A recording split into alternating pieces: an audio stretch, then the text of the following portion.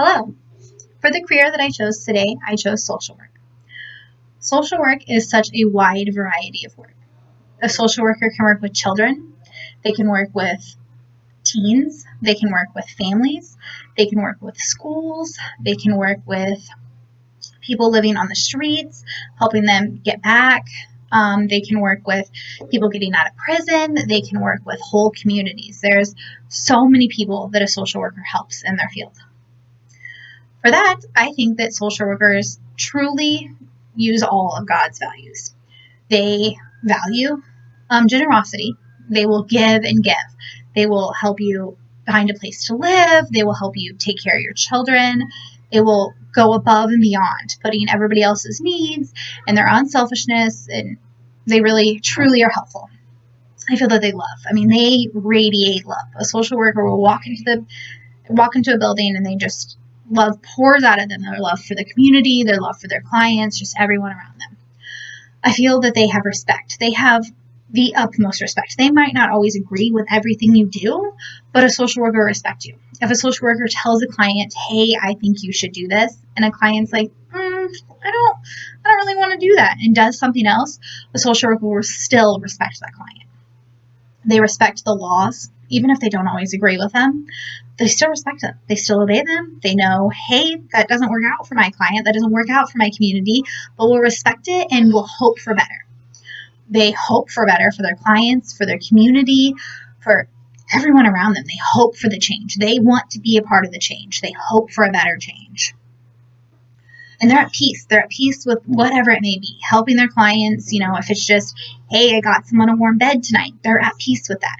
If they want to bring peace to the community, if there's social problems, that they're like, I'm going to help the community, I'm going to do this. Like, they have peace. They truly just radiate all of this. So a social problem that I chose, that I often feel that I see in my community around me and just as a whole in the world, is family violence. Family violence is huge. It's sad, but it happens to more people than you believe. 20 people per minute are physically abused. 20 people per minute. 1 in 3 women and 1 in 4 men experience physical violence. 1 in 3 women. Think of 3 women in your mind right now. That could be your mom, your aunt, your cousin. 1 in 3 of those have been physically abused. And we have to do something.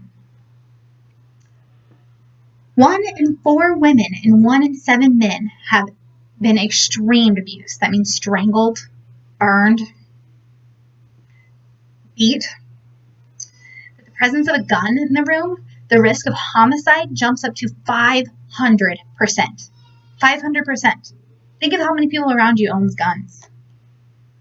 1 in 3 women are physically abused and they have a gun in their house. The percent of homicide, 500%. 34% receive medical care. Only 34%. There's such a low percent to the women and the men that are abused. More than half of the abuse is done by somebody they know. So think back to the 1 in 3 women that you had, your aunt, your grandma, your mom. Those 3 women. What if they knew their abuser? Scary statistic. 72% of all murders and homicides involve an intimate partner. 72%. 1 in 5 children are exposed to immediate violence, and 90% of the children witness violence. 90%. The impact.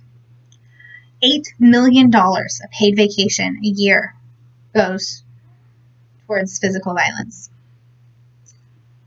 21% to 60% of the people lose their jobs. That's a lot.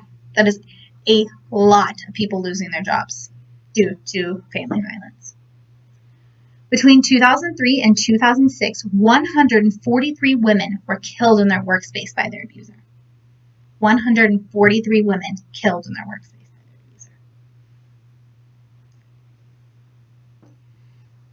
Physical and sexual abuse is linked to miscarriage, stillbirth, psychological disorders, cancer, cardiovascular disease. chronic pain, and PTSD. All of this was said by the ncadv.org. How to change. So we have this problem. How do we change it? We need to raise awareness in our community. We need to let them know, hey, this is going on. This is not okay. Change the way people think. Change it from, this isn't my problem. That's their problem. I shouldn't get into that, to, hey, somebody needs to help them. Somebody needs to do something, and I am that somebody. I will do something. I will help you. I will do what I can do. They need to get help. If you know somebody that's being abused, you need to notify somebody. You need to notify the police, notify them to make sure that they're protected. We need to help the communities. So that way, we need to help the communities that are in poverty that have mental health issues and substance abuse. Get those communities the help that they need. Oftentimes, a lot of the things is done by people that are suffering from mental health, and they haven't got the help that they need. So we need to help the communities that can't afford it, help them get the help that they need. And we need to make the places accountable. We need to be like, hey, change your laws. This is not okay. We need to protect people, hold them accountable. We need to hire more people to help. I understand that there's a huge workload for people that need or that do help, and that they're overwhelmed, and oftentimes things go overlooked, and oftentimes things aren't checked up on as much as they need to.